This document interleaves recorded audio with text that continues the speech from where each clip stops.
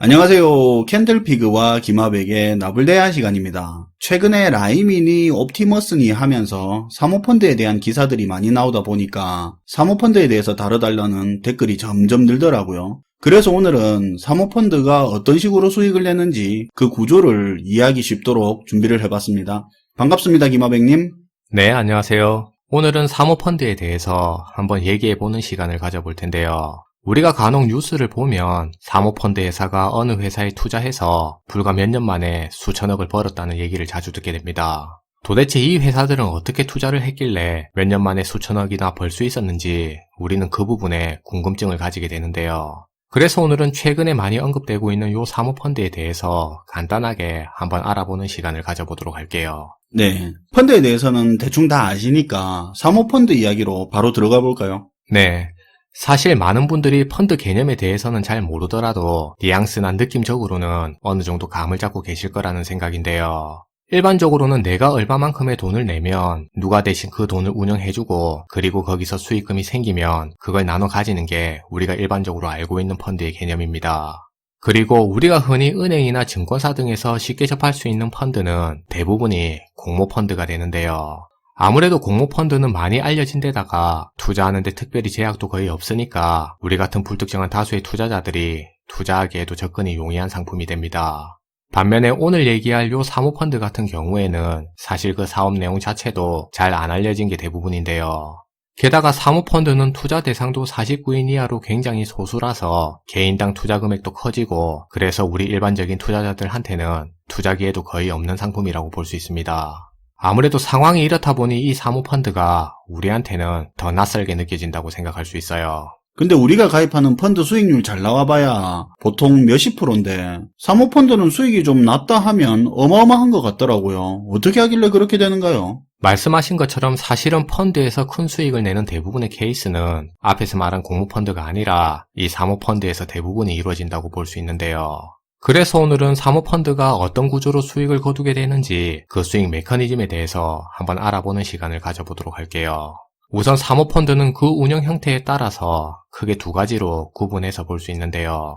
첫 번째가 전문 투자형 사모펀드로 요거 같은 경우는 어느 회사의 주식을 투자한다든지 아니면 채권이나 부동산 등에 투자해서 그 투자한 만큼의 수익을 거둬가는 상품이 있습니다. 이게 우리가 흔히 생각하는 주식이나 채권 같은데 투자해서 수익을 얻는 그런 거네요. 네, 맞아요. 물론 이런 사모펀드도 주식에 투자하는 경우에는 그 투자한 기업에 지분을 가질 수 있게 되는데요. 대신에 지분을 보유하더라도 그 회사의 경영에는 참여하지 못한다는 제약을 받게 됩니다. 그러니까 전문 투자형 사모펀드는 절대적인 투자 수익만 추구하는 상품이라 투자한 회사의 경영에는 참여하지 못한다는 제약이 있는 상품이에요. 지금 말하는 전문 투자형 사모펀드는 느낌상 빵 터트리는 그런 사모펀드가 아닐 것 같은데요. 네, 맞아요. 그리고 두 번째 형태의 사모펀드는 PEF라는 경영참여형 사모펀드가 있는데요.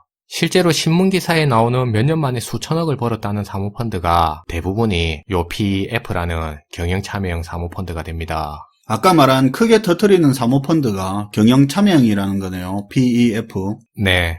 PEF는 기본적인 투자 조건이 지분을 참여한 투자만 가능하다는 건데요. 그래서 PEF 투자 같은 경우에는 향후 성장성이 보이는 비상장 기업이라든지 아니면 개선 가능한 부실 기업을 찾아서 그 회사의 주식을 사고 지분을 늘리는 방식으로 경영에 참여하는 구조를 따르게 됩니다. 그리고 그 투자한 회사의 기업 가치를 올려서 되파는 구조가 일반적인 형태인데요. 그리고 요 PEF 투자는 하나의 기업의 투자 금액 100%를 몰빵도 가능한 상품이라 실제로 고위험의 고수익을 추구하는 상품이라고 볼 수 있습니다. 고장난 중고차 사서 고쳐서 되파는 것 같은 비슷한 거네요. 신문에서 어떤 부실한 회사를 사모펀드가 인수에 참여했니 뭐니 하는 게 경영참여형 사모펀드를 말하는 거네요. 네, 맞아요. 그리고 우리가 신문기사에서 흔히 접하게 되는 대부분의 사모펀드가 요 PEF인 경영참여형 사모펀드라고 볼 수 있어요. 이게 돈이 되니까요. 그렇죠.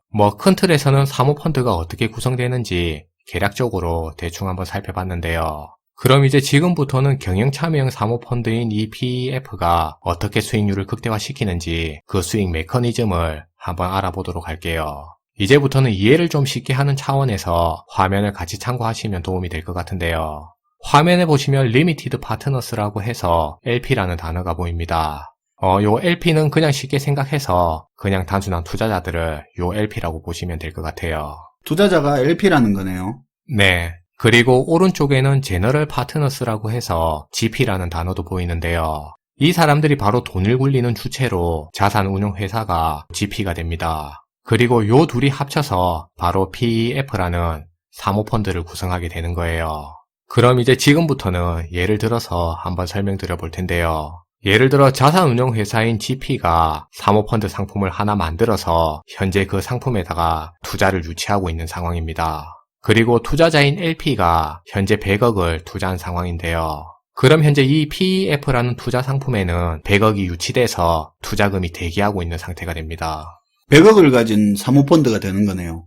그렇죠. 그럼 이제 다음 단계가 어떻게 되느냐? 자산운용회사는 SPC라는 특수목적 법인인 투자법인을 하나 설립하게 되는데요. 이 100억이라는 돈을 개인이 투자할 수는 없으니까 당연히 투자를 위해서는 투자할 수 있는 페이퍼 컴퍼니를 하나 만들게 됩니다. 그리고 이 서류상의 페이퍼 컴퍼니를 금융에서는 특수목적 법인인 SPC라고 부르는 거예요. 근데 여기서 좀 헷갈리는 게 자산운용사가 그 100억을 돌리면 되는 거 아닙니까? 특수목적 법인을 페이퍼 컴퍼니라고 부르는데 이미지도 안 좋은데 굳이 페이퍼 컴퍼니를 만드는 이유가 있습니까? 네. 물론 앞에서 말한 페이퍼 컴퍼니를 안 만드는 경우도 있는데요. 그런데 자산운용회사가 굳이 이 페이퍼 컴퍼니를 만드는 데는 그만큼 투자금을 운영하는데도 이 SPC가 있는 게 유리하게 작용하기 때문입니다. 그리고 나중에 회사를 팔아먹기에도 이 SPC가 있는 게 유리하게 작용할 수 있어요. 내용을 뒤에서 끝까지 한번 들어보시면 자연스럽게 이해할 수 있을 거라는 생각입니다. 알겠습니다. 그럼 이제 이 SPC라는 특수법인은 장부상으로 현금 100억이 들어있는 기업이 되는데요. 이렇게 자산운용회사가 현금 100억을 보유해서 투자가 가능한 페이퍼 컴퍼니인 SPC를 만든 이후엔 그 다음으로 은행을 찾아가게 됩니다. 일종의 투자 수익을 극대화하기 위한 차원에서 은행의 레버리지를 활용하기 위한 목적이라고 볼 수 있어요. 100억 투자금을 그냥 직접 투자하는 것보다 회사를 만들어버리면 100억 자본을 가진 그런 투자회사가 되는 거네요. 네, 맞아요. 그러면 회사 이름으로 대출도 추가로 할 수 있고. 그렇죠. 이런 이유에서라도 충분히 SPC를 설립하는 근거가 되는 겁니다. 그렇네요. 그럼 무슨 사모펀드가 있다고 치면 페이퍼 컴퍼니가 보통 있다고 봐도 되겠네요. 그렇죠. 그럼 이제 은행에 들려서 대출을 요구하게 되는데요. 현재 이 SPC라는 회사가 100억이라는 현금도 보유하고 있고 요런저런 사업에 투자해서 대략 매년 몇 프로의 투자 수익도 가능하다는 그런 사업 포트폴리오를 설명하게 됩니다. 그럼 은행에서는 이런 사업 내용을 바탕으로 30억을 대출해주게 되는데요. 예를 들면? 네. 그리고 이후에 실제로 투자를 진행하게 되는데요. 투자 대상은 지금은 부실하더라도 향후엔 개선 가능한 기업이라든지 아니면 비상장 기업 중에서도 향후에 커질 만한 그런 기업을 찾아서 그 회사의 지분에다가 투자를 진행하는 겁니다. 그럼 설립한 SPC의 명의로 지분을 가지겠네요. 네, 맞아요. 예를 들어 현재 이 SPC가 보유한 130억을 캔들전자의 주식인 지분 투자에 투자한다고 가정해 보는데요. 그럼 이제 이 SPC 회사의 재무구조는 지분 투자로 인해 캔들전자 주식을 130억씩 보유하게 됩니다. 반면에 부채 상태는 30억이 남아있는 재무구조로 바뀌게 되는데요. 그러니까 현금 130억으로 캔들전자 주식을 샀으니까 이제는 주식자산 130억치를 보유한 그런 기업으로 탈바꿈하게 됩니다. 그럼 이제 다음 행동은 어떻게 되느냐? 바로 추가 대출을 또 신청하게 되는 거예요. 이미 은행에서 대출 다 땡겨 쓴 거 아닙니까? 앞에서 현재 SPC는 현금 130억을 주식자산 130억으로 바꿨으니까 이번에는 보유하고 있던 그 지분을 담보로 주식담보대출이 가능하게 되는데요. 또 그게 되네요. 네. 그럼 이제 이 회사는 보유하고 있던 주식을 담보로 추가로 20억을 더 대출받는 거예요. 이렇게 되면 이제 SPC는 주식자산 가치 130억에다 총 부채가 50억인 그런 재무구조를 가지게 되는데요. 대신에 앞에서 대출받은 20억은 현금으로 들어온 상태니까 바로 쓸 수 있는 돈이 추가로 20억이 생긴 상태라고 볼 수 있습니다. 그러니까 투자금 100억 받은 걸 직접 투자 안 하고 자본금 100억짜리 회사로 만들고 그 회사 가지고 투자금 외에 추가로 30억 대출 받아서 130억치 주식을 산 거네요. 그리고 130억치 주식을 담보로 해서 20억을 또 빌려서 현찰 20억을 가지게 된 거고요. 네, 맞아요. 굉장히 간단하게 그렇게 정리할 수 있어요. 참. 아무튼 그 다음에는요. 네. 그럼 이제 자산운용회사는 요 20억을 가지고 두 가지 형태로 사용할 수 있는데요. 첫 번째는 일종의 배당 수익의 형태로 앞에서 말한 투자자인 LP에게 마치 이익금처럼 나눠주는 행동을 취할 수 있습니다. 빌린 돈으로요. 네. 아니면 투자금을 조기에 회수하는 목적으로 요 20억을 사용할 수 있는데요. 이게 무슨 말이냐면 앞에서 자산운용회사는 LP라는 투자자들을 모집해서 총 100억 원의 투자금을 유치했습니다. 그리고 은행에서 대출받은 요 20억을 가지고 그 투자금 100억 중에 20억을 조기에 회수하는 용도로 사용할 수 있다는 말인데요. 그런데 일반적으로는 첫 번째 경우인 배당 수익의 형태로 마치 이익금처럼 나눠먹는 형태가 수익을 극대화하기에는 더 유리한 방법이라고 볼 수 있습니다. 근데 빌린 돈 20억을 가지고 투자자들한테 배당금으로 주면 안 되는 거 아닙니까? 배당이면 수익으로 줘야죠. 네, 맞아요. 배당 수익은 수익이 나야지 나눠줄 수 있는 돈이니까 엄밀히 얘기해서는 나눠줄 수 없는 돈이라고 볼 수 있는데요. 아무리 현금이라도 그 돈이 수익으로 들어온 돈도 아닌데 어떻게 투자자들한테 그렇게 쉽게 나눠줄 수 있냐는 의문이 생길 수 있습니다. 그래서 이 부분에서 금융장기술이 하나 더 추가돼서 들어가게 되는데요. 예를 들면 한 가지 예로 유상감자라는 방법을 사용해서 그 20억을 투자자들에게 나눠주는 방법이 있어요. 회사의 자본을 20억치 줄인다는 말이죠. 그렇죠. 예를 들면 감자를 통해서 그 투자기업의 자본을 감소시켜서 그 자본이 감소한 만큼 반대로 주주들한테 보상으로 환급해주는 방식인데요. 그리고 사모펀드에서 사용하는 이런 방식을 가리켜서 리캡 방식이라고 부르고 있습니다. 불법이 아닌 거죠.